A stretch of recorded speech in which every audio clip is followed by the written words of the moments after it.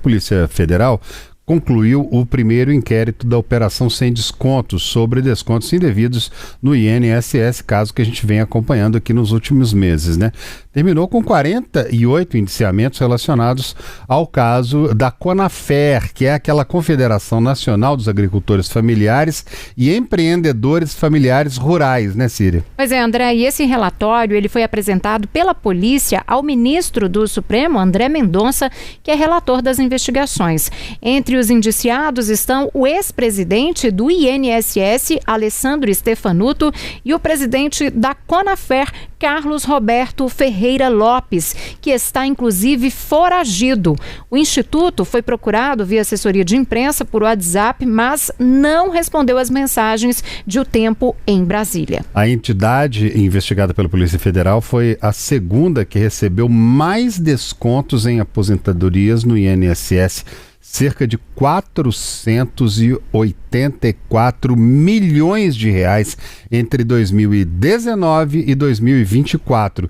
Isso de acordo com o levantamento da CGU, que é a Controladoria Geral da União. E olha que interessante, gente, olha outro ponto.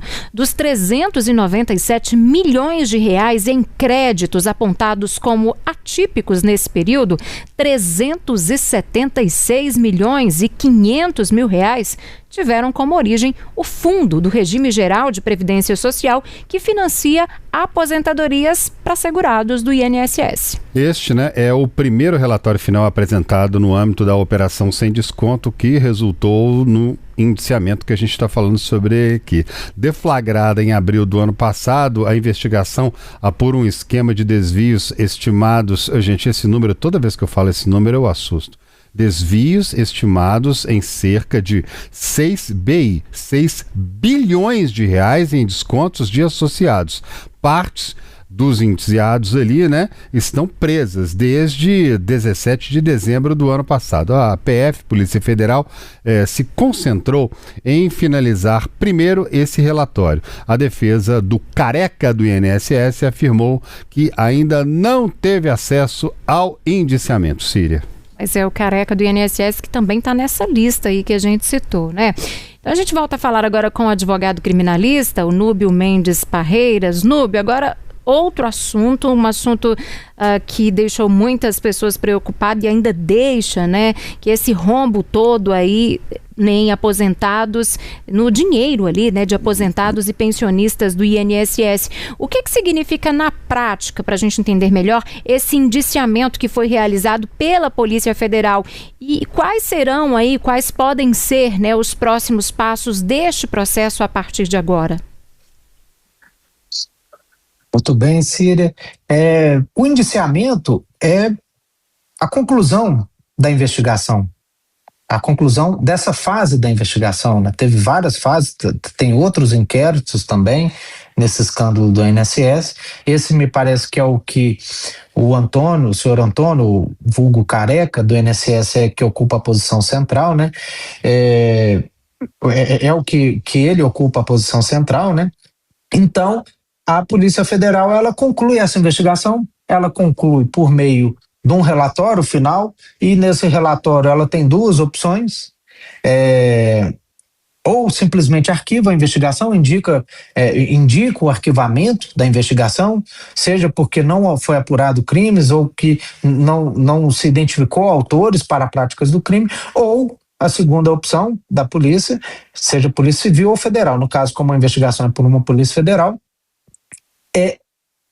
relata, constrói um relatório final indicando quais crimes foram praticados e quais são os indiciados pelos crimes identificados, É claro que a polícia, ela tem, e principalmente isso pode ser melhor trabalhado agora via Ministério Público, é necessário que se individualize as condutas, ou seja, temos tais crimes aqui, e tais indiciados.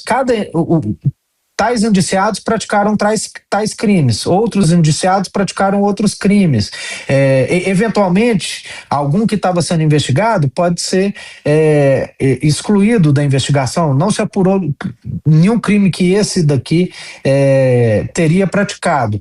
O que nós temos aqui é um inquérito, um relatório que pelo que eu apurei, está em sigilo, foi entregue ao relator do caso, o ministro André Mendonça, com 48 indiciados e foram indiciados por práticas de crimes de lavagem de capitais, lavagem de dinheiro, organização criminosa, algumas modalidades de corrupção, alguns certamente corrupção passiva, outros corrupção ativa, só que está em sigilo ainda. Então chega lá no relator do caso, automaticamente o Procurador-Geral da República, o PGR, o chefe do Ministério Público, que está à frente dessa investigação, terá acesso e, a partir disso, ele terá 3 opções, Síria. O PGR pode simplesmente seguir o caminho da Polícia Federal e já denunciá-los pelas práticas desse crime. Ele pode, que não me parece que seria o caso, ele poderia entender que não houve práticas de crimes ou que esses indiciados não participaram de eventuais crimes e aí ele indicar pelo arquivamento da investigação. Me parece que não vai ser o caso, mas eu estou trazendo aqui as possibilidades legais. Ou no terceiro momento, ele pode pedir para que a polícia apure determinada situação que não ficou muito claro. Então ele pode solicitar diligências, ouvir mais testemunhas, eventualmente rever alguns relatórios sobre perícia.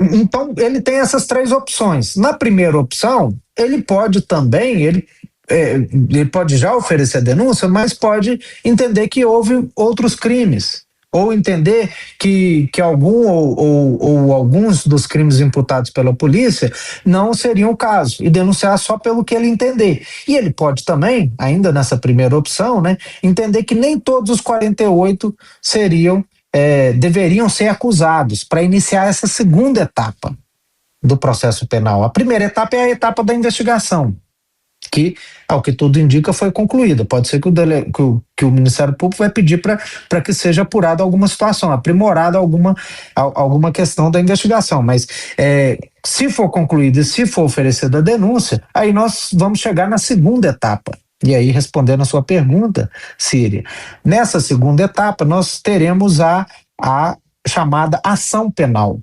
Aí serão denunciados, serão citados. O que é a citação? A citação é uma intimação que cientifica a pessoa da investigação, desculpa, da denúncia, né? Então, por isso que chama citação. Ela toma ciência dessa denúncia e ela vai ter o prazo legal para fazer a primeira defesa, uma resposta à denúncia, e aí se iniciará essa fase da ação penal, que é o processo penal. A gente teve aquele prazo lá inicial, né, que para que as pessoas que foram lesadas lá nesse esquema do INSS tiveram ali o dinheiro tomado, dinheiro furtado de várias formas ali, para que elas pedissem de volta o dinheiro, tentar recuperar ali. A gente sabe que muita gente estava tendo desconto ali de R$20, R$30 e tudo, mas ao longo de 1 ano, 2 anos, 3 anos, isso vai virando uma bola de neve danada. Teve esse período. Hoje em dia ainda dá tempo, as pessoas que foram lesadas não recorreram ali naquele momento, ainda tem como buscar, elas sabem, então estão sabendo lá que teve dinheiro retirado indevidamente do salário delas ali, da aposentadoria ou da pensão. Dá tempo de fazer alguma coisa ainda? Sim, perfeitamente. Nós temos o prazo, digamos assim, de prescrição, né? O prazo que o cidadão poderia ser ressarcido por eventual dano causado pela administração pública de 5 anos. Então, dentro de 5 anos, é a mesma situação, guardadas as proporções daquilo que a gente viu recentemente também, né? Não é bem a minha área, mas eu estou dando um pitaco aqui no pessoal lá dos civilistas, né? Do direito civil. Porque a gente viu com o Banco Itaú também, né? O Banco Itaú identificou-se, né, que ele estava fazendo descontos indevidos, né? E aí, a partir dessa identificação, o Ministério Público propôs um acordo com ele e ele se obrigou a ressarcir nos últimos 5 anos. Me parece que foi mais ou menos por aí, né? Então, assim, dentro de 5 anos, é claro que quem não adentrou nessa via administrativa, você certamente vai precisar entrar na justiça, ingressar na justiça contra o INSS, questionando esses descontos indevidos. Mas dentro desses 5 anos, me parece perfeitamente possível, André. Núbio Mendes Parreiras, o Núbio é advogado criminalista. Núbio, mais uma vez, muito obrigada, viu, pela sua participação, pelas análises conosco aqui no Tempo News. Uma boa noite para você.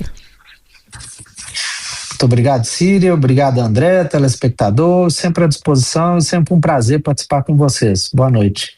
E aí, tá gostando da nossa programação? Então deixa o seu like, se inscreve no nosso canal, ativa as notificações para não perder nenhum conteúdo, porque você é muito importante para nós e é por isso que a gente está aqui.